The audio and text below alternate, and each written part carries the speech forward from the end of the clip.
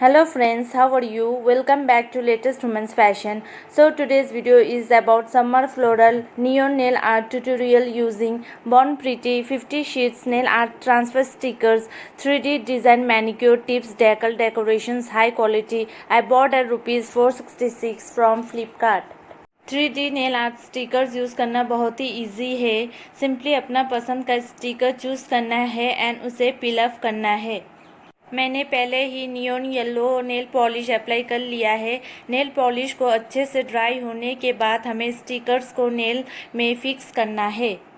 Fix करने के बाद जेंटली प्रेस करना है ताकि अच्छे से स्टिकर नेल में फिक्स हो जाए।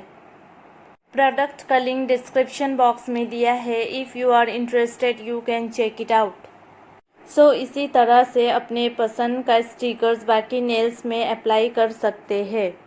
3D nail art sticker सबसे easiest way है to create a beautiful nail art at home and best for nail art beginners. If you are new, do subscribe latest women fashion plus press the bell icon so that you don't miss the upcoming videos.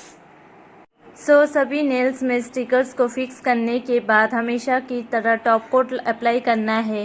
Top coat लगाने से stickers को nail में अच्छे से lock कर देता है, साथ ही shiny and professional nail art look देता है and lastly top coat provides long lasting manicure. If you like the video drop a like and thanks for watching.